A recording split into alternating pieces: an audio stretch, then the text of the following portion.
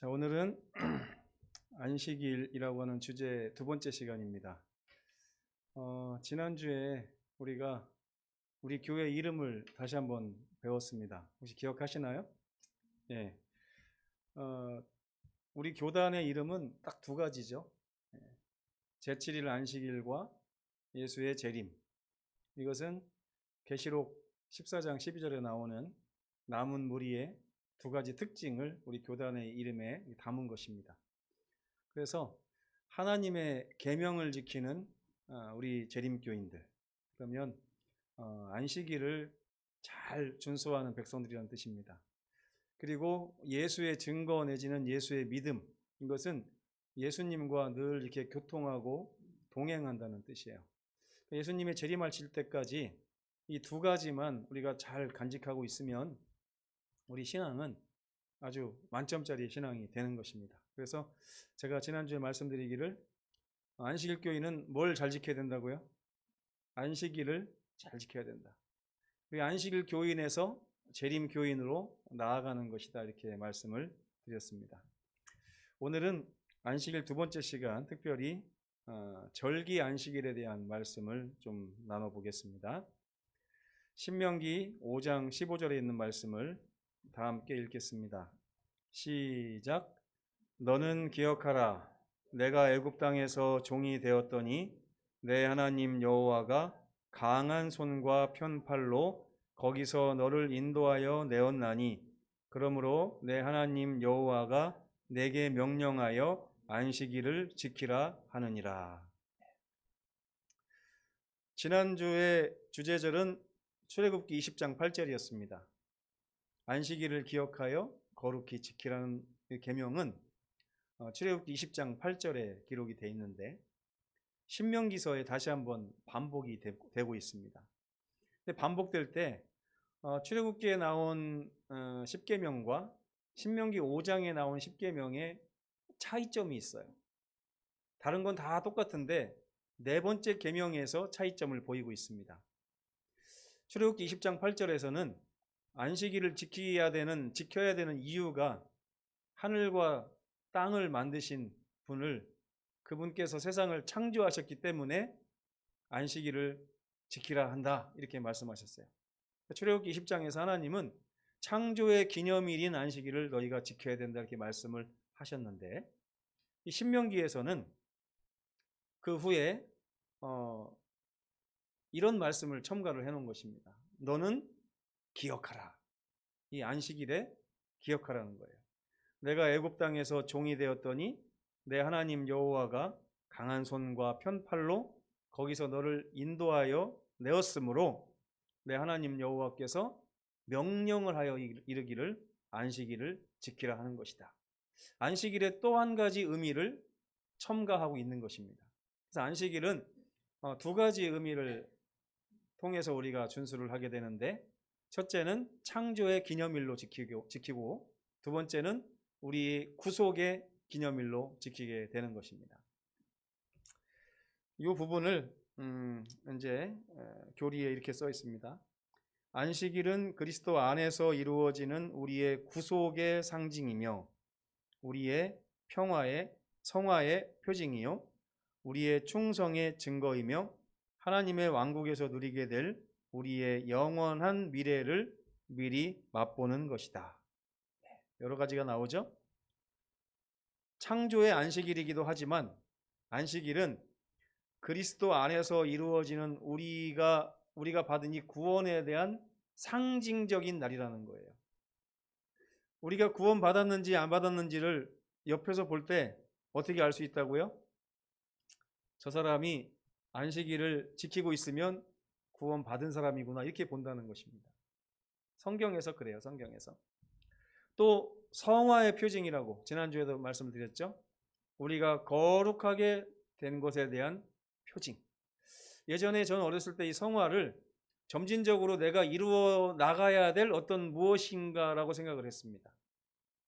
그래가지고 이런 말도 자주 했어요. 저 집사님은 교회 다닌 지 한 30년 됐는데 왜 아직도 성화가 안 되지? 이렇게 우리가 사용을 했단 말이에요. 근데 그런 뜻이 아닙니다. 물론 그리스도 예수 안에서 장성한 자의 분량에 이르기까지 자라나야 되는 것은 맞지만 그것을 성화라고 말하지 않는다는 거예요.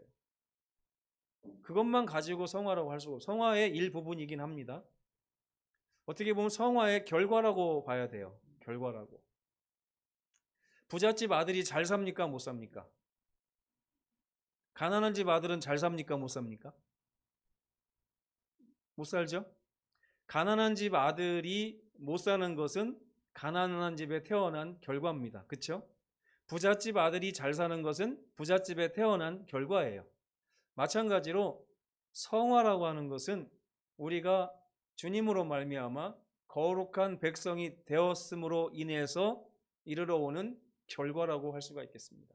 우리가 하나님의 백성이기 때문에 하나님의 백성다워지는 것, 이것을 성화라고 하는데, 이 성화는 시작부터 끝이 있는 게 아니라 그 상태가 지속되는 거예요.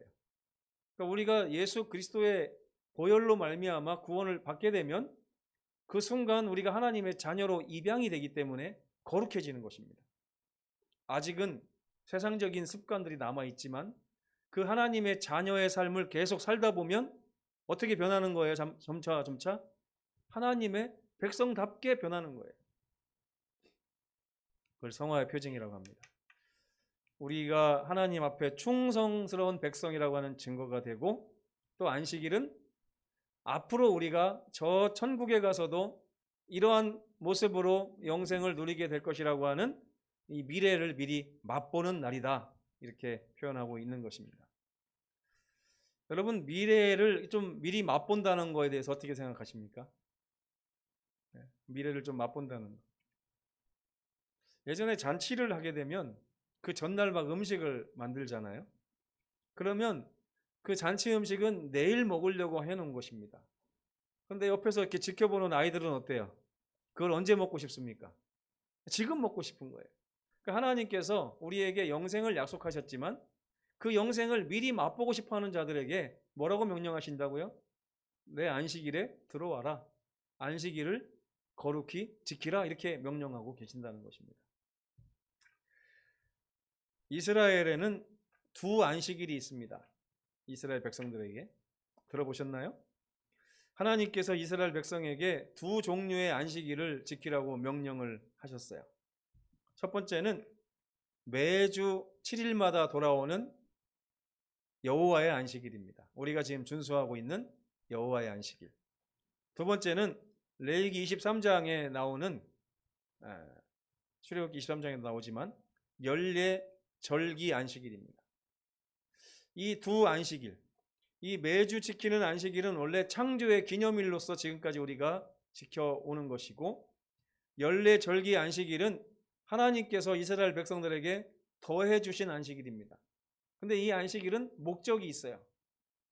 매주 안식일이 창조를 기념하기 위해서 하나님께서 주셨다면, 연례 절기 안식일은 구속에 대해서 보다 더 자세하게 알려주시고 구속의 경험을 더 깊이 할 수 있도록 주신 선물과 같은 안식일입니다. 출애굽기 23장 14절에 보면 남자들은 1년에 3번, 1월에 한 번, 3월에 한 번, 7월에 한 번 절기를 지키라, 이렇게 말씀을 하셨어요. 여호와 앞에 3번 나와서 몸을 보이라, 이런 말씀이 출애굽기 23장 14절에 나오는 것인데요. 이거를 히브리어로 하그라고 합니다. 하그. 이 하그를 우리나라 말로 바꾸면 순례하다, 이런 뜻이에요. 그래서 이 절기 3번은 이스라엘 백성들이 예루살렘 쪽으로 다녀오는 길이에요. 다녀오는 여행길이기 때문에 이 하그라고 하는 단어를 써서 이 절기 3번을 나타냈습니다. 근데 원래 이스라엘에는 몇 가지 절기가 있냐면 6가지 절기가 있어요. 6가지 절기. 그리고 7번의 안식일이 그 절기에 포함되어 있습니다. 6가지 이 절기를 말할 때 모에드라고 얘기하는데요. 모에드와 아까 얘기한 하그를 구별하셔야 돼요. 절기가 6번이면 예루살렘에 몇 번 와야 되는 거예요, 원래? 6번을 와야 되는 거죠. 그런데 3번만 오면 됩니다.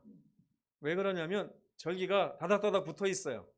그래서 6월절은 1월 14일, 그리고 그 다음 날부터 8일 동안이 무교절입니다. 그래서 1월 14일부터 22일까지 이스라엘 백성들은, 특별히 남자들은 예루살렘에 와야 되는 거예요. 그 다음에 그 무교절 첫날부터 무교절 둘째 날부터 50일 되는 해가 그 시점이 맥추절입니다. 오순절이라고도 하고요, 칠칠절이라고도 하는데 3월 6일입니다. 그런 다음에 7월로 가면 나팔절이죠. 나팔절.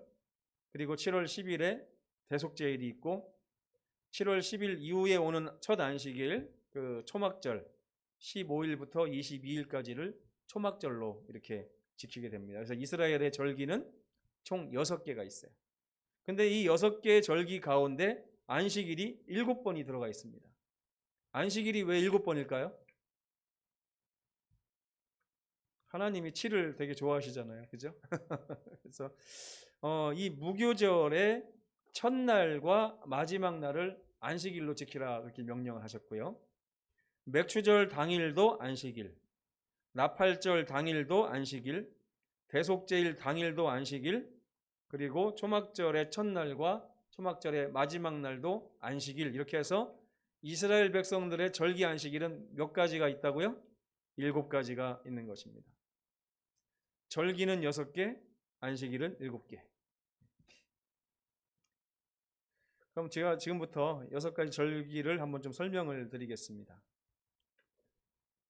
6월절은요, 그 1월 14일 날인데, 1월 14일 전체가 다 6월절이라고 하기보다는 6월절이 왜 생겼어요? 원래 모세가 애굽 왕에게 행했던 10가지 재앙 중에서 마지막 재앙이 뭐였어요? 장자의 재앙이었잖아요.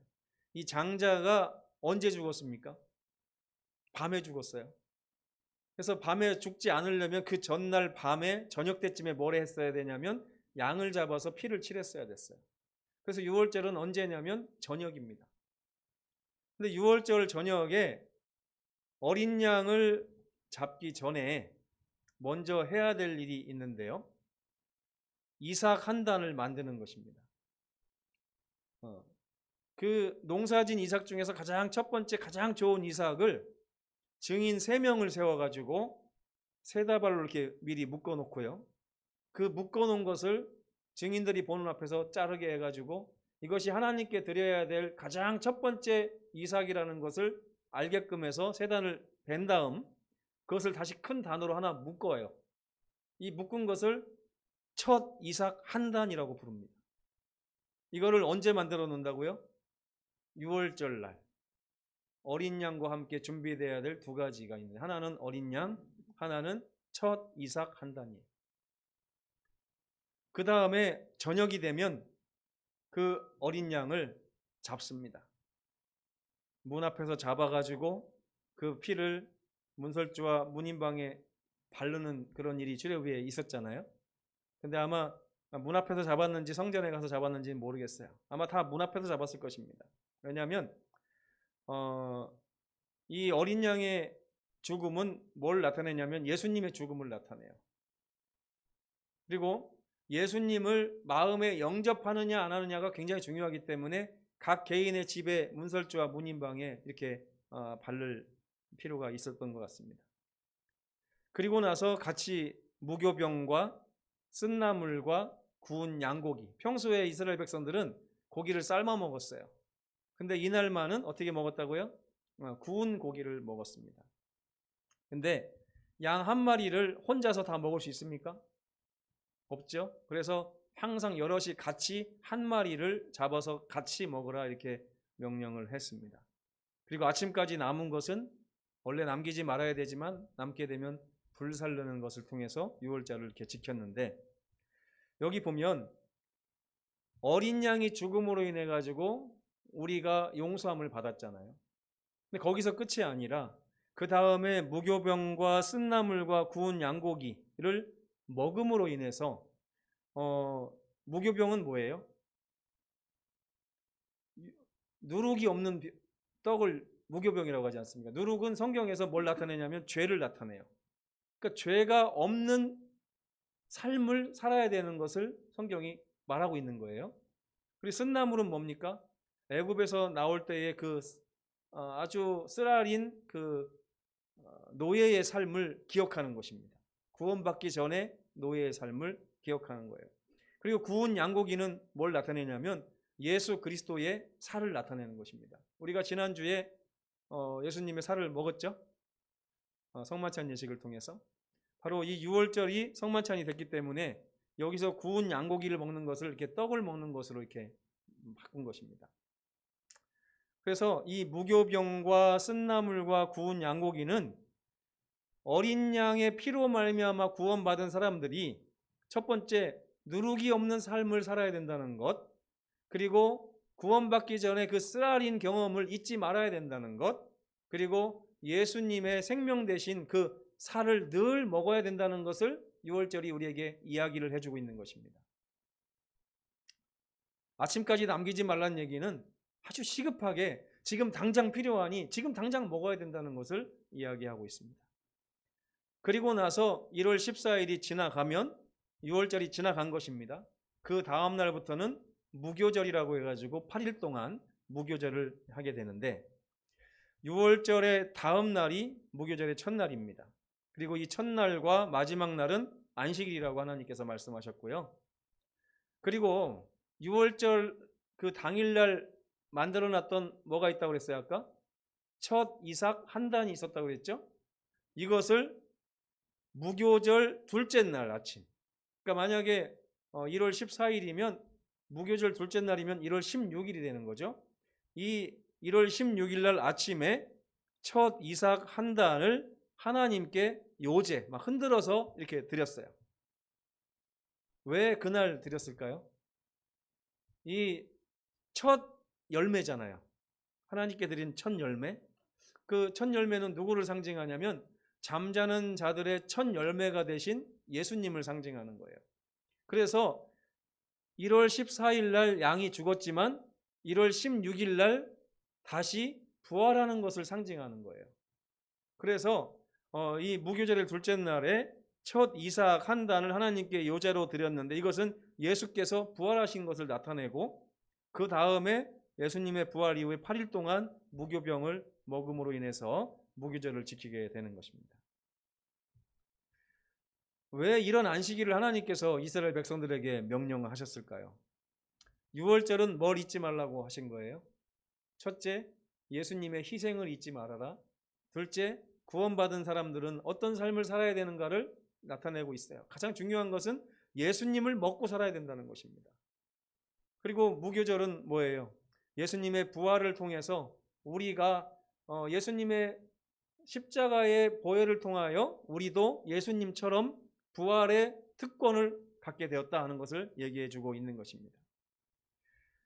그럼 그때부터 언제부터냐면 무교절 첫째 날이 안식일이라고 했잖아요. 그래서 성경에 보면 안식일 이튿날이라고 써 있습니다. 안식일 이튿날에 이게 요제로 드린 첫 이삭 한 단을 기점으로 해서 7 안식일을 지나고 그 다음 날이 바로 뭐냐면 맥추절입니다. 이것을 초실절이라고 하기도 하고 7749 해가지고 77절이라고 하기도 하고 50이라고 해가지고 오순절이라고 하기도 하는 것입니다.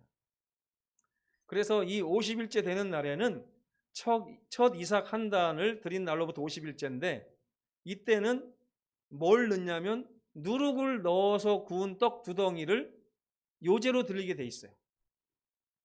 6월절에는 누룩이 있어야 돼요? 없어야 돼요? 없어야 되죠? 근데 맥추절에는 뭘 올려야 되냐면 누룩을 섞어서 만든 빵을 2덩이를 드리게 돼 있어요. 왜 그럴까요? 오순절 때 무슨 일이 있었습니까, 여러분? 성령이 강림하셨죠. 그 오순절은 첫 수확을 얘기하고 그 첫 수확이 완료된 걸 얘기하는데 이때 우리가 성령을 통하여 이제 능력을 받는 날이기 때문에 누룩을 넣어가지고 드려야 되는 거예요. 이게 참 중요하거든요. 왜? 이 요제를 드리는 재단이 뭘 상징하냐면 예수님을 상징합니다. 예수님을 상징하는 요제의 제단 위에 누룩을 섞은 빵을 2덩이를 올려놓는 거예요. 여러분, 예수님께 자기 자신을 드리는 날이에요. 오순절은, 맥주절은.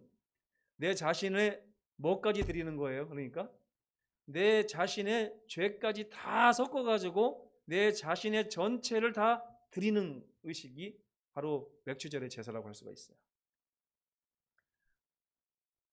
예수님은요, 부활 후 40일 동안 성경을 가르치셨다고 그랬어요.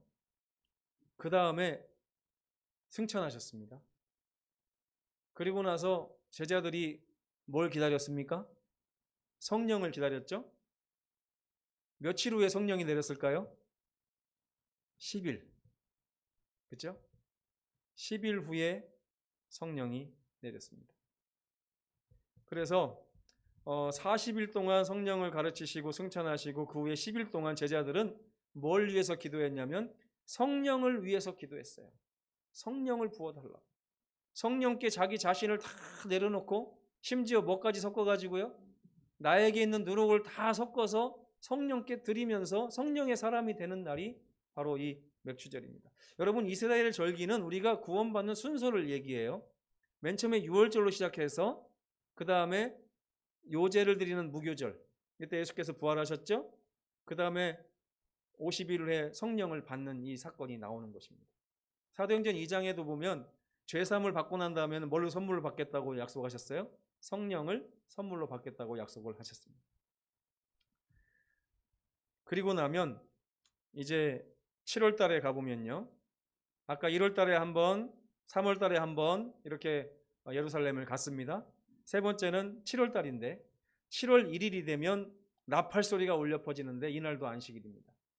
나팔은 왜 울리는 것입니까?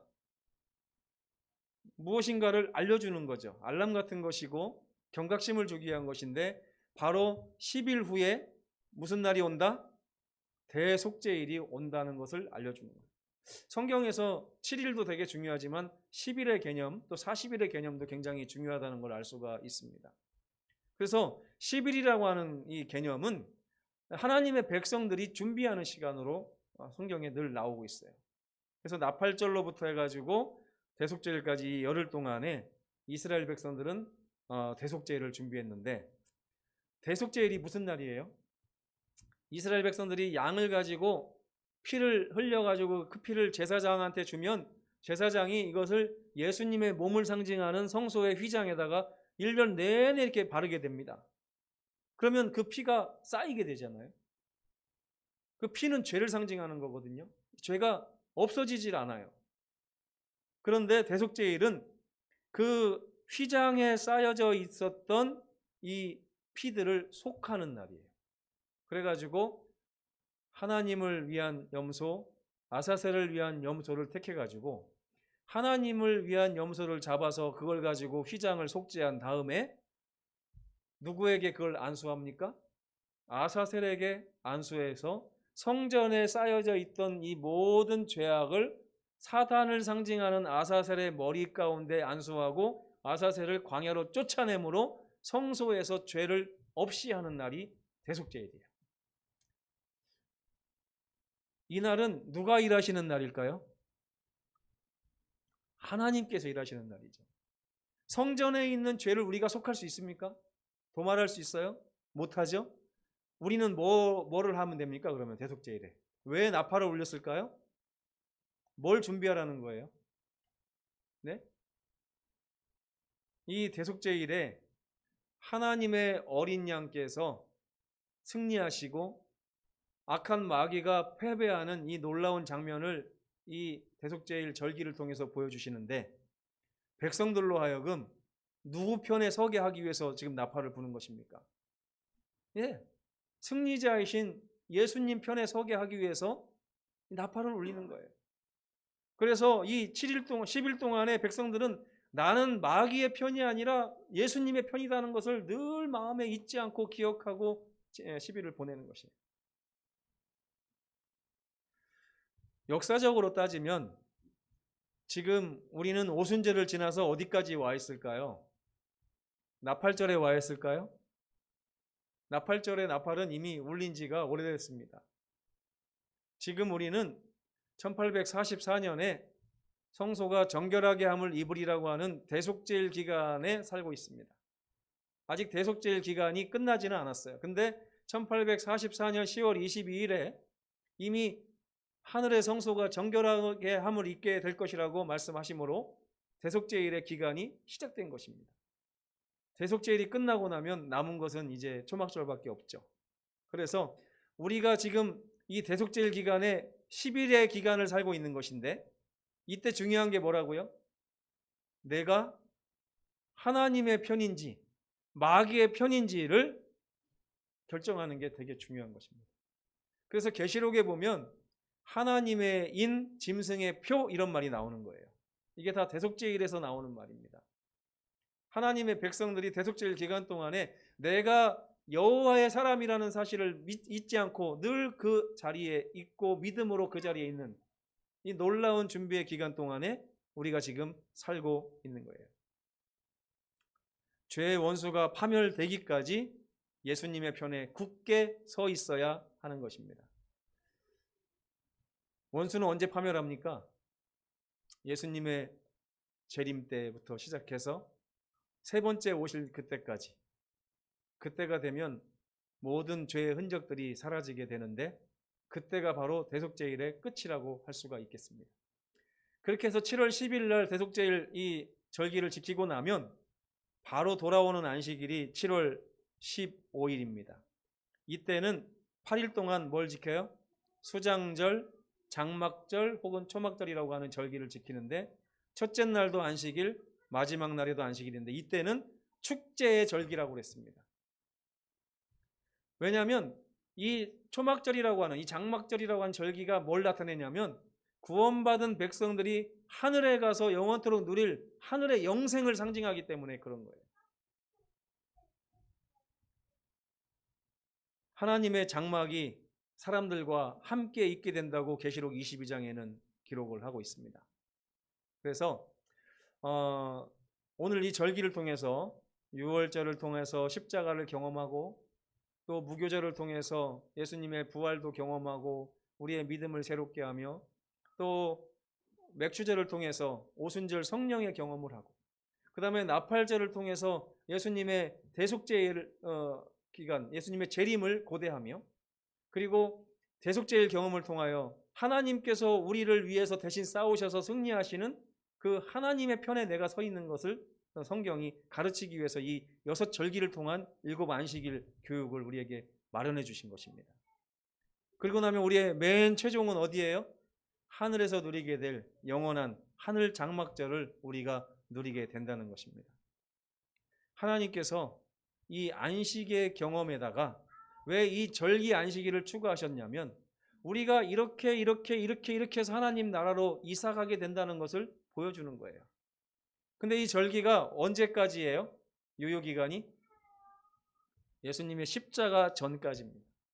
예수님의 십자가 전까지 이 절기를 통하여 우리의 구속에 대해서 배운 이 백성들, 그리고 나서 십자가 이후에는 이 유월절이 성만찬으로 대체되고, 그리고 우리는 매일의 삶 가운데서 성령과 동행하며 실제적으로 이 절기가 아니라 실제적인 역사 가운데서의 절기를 우리가 지나가고 있는 거예요. 그 절기가 명절이죠. 근데 우리는 지금 이 실제적인 절기의 기간을 살아가고 있는 것입니다.